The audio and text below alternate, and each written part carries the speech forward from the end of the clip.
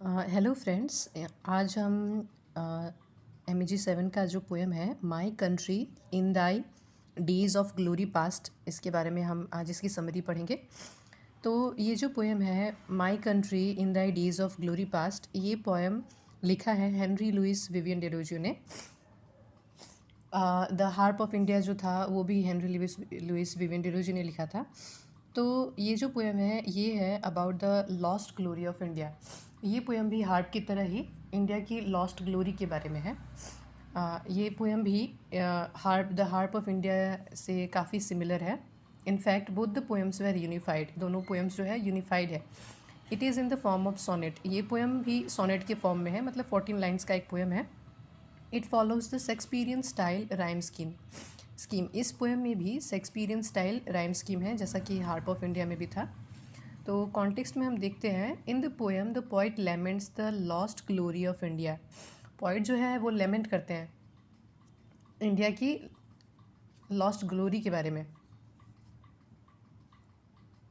India का जो glory है, जो अब लॉस्ट हो चुका है, अब ख़त्म हो चुका है, उसके ऊपर पोइट जो है वो शोक मना रहे हैं, लेमेंट कर रहे हैं।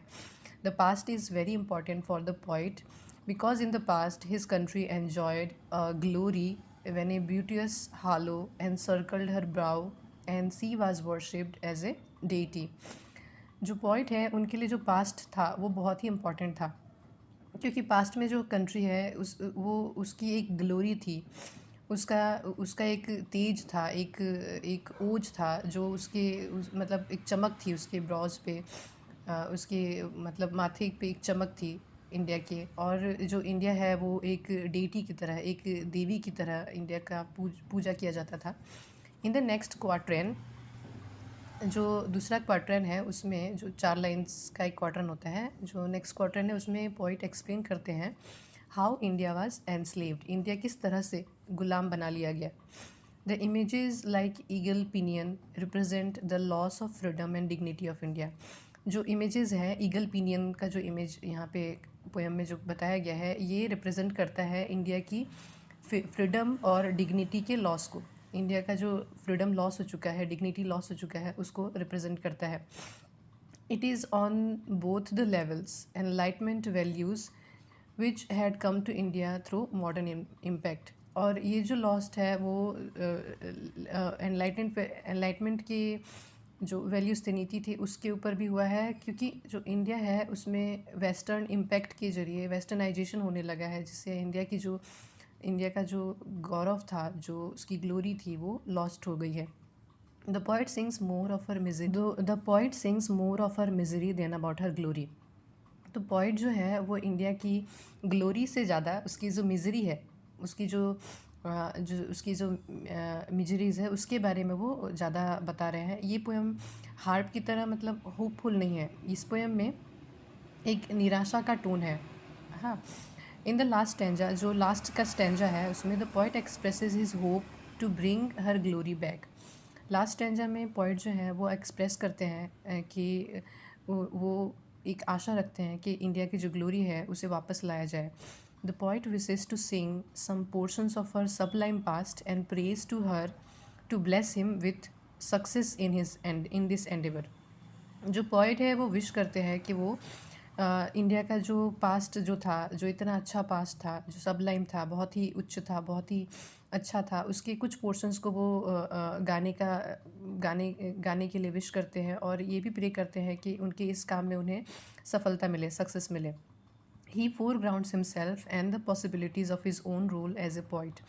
वो ये भी अपने आप को आगे रखना चाहते हैं, और ये अपने उनकी जो पोइट की तरह उनकी जो पॉसिबिलिटीज़ है वो किस तरह से पोइट का एक रोल प्ले करते हैं, वो किस तरह से इस ग्लोरी को वापस ला सकते हैं, उसकी पॉसिबिलिटीज़ को भी वो आगे रखते हैं। He says as he cannot sing of एनी थिंग but the country's misery at present. वो कहते हैं कि अभी प्रेजेंट में, वो वर्तमान में अभी कंट्री के मिजरी के अलावा अभी और कुछ नहीं गा सकते। कि would like to dive into the depths of time. वो जो समय की गहराइयों में डाइव करना चाहते हैं। The tone of the poem is not optimistic. इस पोएम का जो टोन है, जो सुर है, वो ऑप्टिमिस्टिक नहीं है, मतलब आशावादी नहीं है, but rather pathetic and gloomy. जो टोन है वो पैथेटिक है, ग्लूमी है, निराशावादी है, जिसमें दुख है। The sense of defeat Hanks heavily over him. जो ये जो सेंस है, हार जाने का जो सेंस है, वो उनके ऊपर पूरी तरह से आ चुका है, छा चुका है। The Fuller possibilities of the री emergence of the Indian nation were not available to the poet।